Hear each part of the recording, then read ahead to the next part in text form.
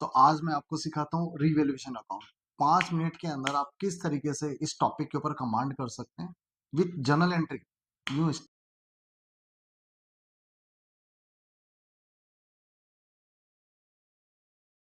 करते हैं अपन, राइट। देखिए, ये रिवैल्यूएशन अकाउंट है। कब कब बनेगा? जब कोई पार्टनर एडमिशन होगा, जब किसी पार्टनर का रिटायरमेंट होगा, जब किसी पार्टनर की डेथ होगी, या कोई एग्जिस्टिंग रेशियो अपन चेंज करेंगे तो नया एग्रीमेंट बनेगा। इन सब कंडीशन में अपन को एसेट्स को क्या करना है? रिवैल्यूड करना है और लायबिलिटी को रीअसेस करना है। तो उनके बारे में बहुत छोटा सा पॉइंट है, 2 मिनट का। देखिए, आप इस साइड में अपन को लिखना है लॉस। इधर जितने भी आएंगे वो सारे के सारे क्या लिखे जाएंगे?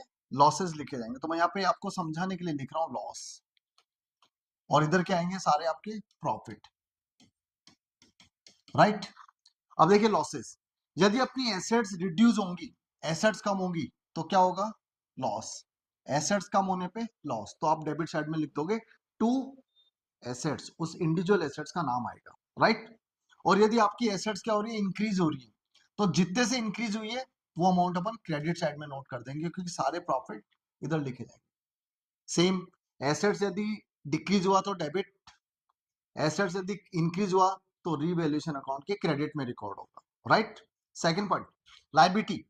अब यदि अपनी लायबिलिटी इंक्रीज होती है, मनी पेमेंट ज्यादा करना पड़ेगा, तो अपने को लॉस होगा, और इस लॉस को अपन डेबिट साइड में लिखेंगे टू लायबिलिटी। और ये देखिए, आपने जितने से इंक्रीज हुआ है लॉस, उस नाम से लिखा जाएगा। Creditors, bank overdraft, bank loan, जो भी लायबिलिटी का नाम है वो लिखना पड़ेगा, ठीक है। इस साइड में बाय लायबिलिटी, और ये लायबिलिटी क्या है? डिक्रीज हो रही है आपकी। जितनी लायबिलिटी आपकी कम होगी उतना अपने को फायदा होगा, मतलब फायदा मतलब प्रॉफिट होगा। उस प्रॉफिट को अपन बाय लायबिलिटी के नाम से रिकॉर्ड कर देंगे, ठीक है।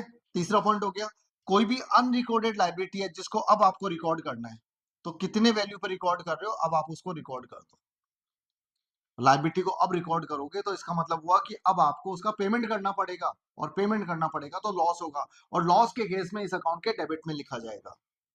प्रॉफिट के केस में देखिए, यदि एसेट्स आपके अनरिकॉर्डेड है तो अब आप उसको रिकॉर्ड करोगे, तो कितने पे रिकॉर्ड कर रहे हो? आप उसको क्रेडिट साइड में रिकॉर्ड करो। लायबिलिटी अनरिकॉर्डेड डेबिट में आएगा, एसेट्स अनरिकॉर्डेड कौन से साइड में आएगा? क्रेडिट साइड में आएगा। अब इस अकाउंट का अपन क्या करेंगे? डिफरेंस निकालेंगे। जस्ट लाइक इसका नेचर क्या है? इसका बाय नेचर ये नॉमिनल अकाउंट है।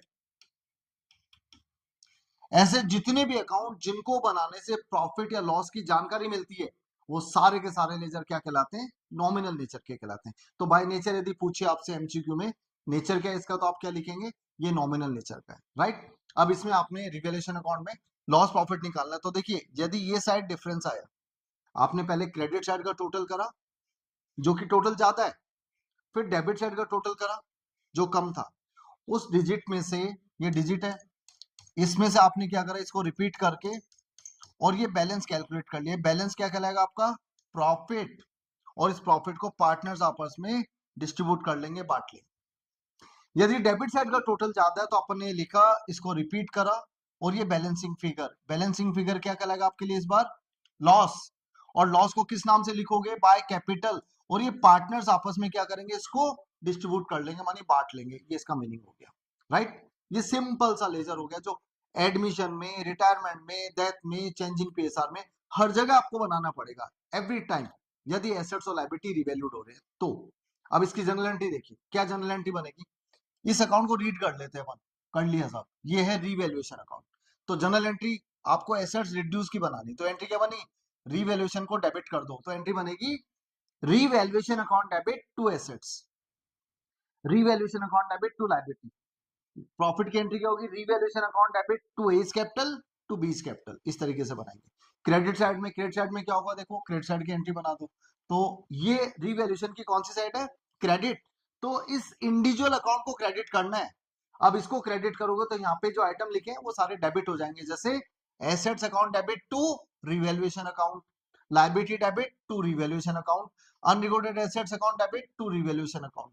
चलो लॉस की एंट्री बनाते हैं। क्या एंट्री बनेगी? देखो बच्चों, लॉस की एंट्री होगी, ये रिवैल्यूएशन अकाउंट की कौन सी साइड है? क्रेडिट। तो हमें रिवैल्यूएशन अकाउंट को क्रेडिट करना है, तो यहाँ पे लिखा है ए और बी, ये क्या हो जाएंगे? डेबिट होंगे, तो आपकी जर्नल एंट्री क्या डेवलप हुई, जर्नल एंट्री डेवलप हो गई, A capital account debit, B capital account debit to revaluation account. बहुत ही सिंपल फंड है।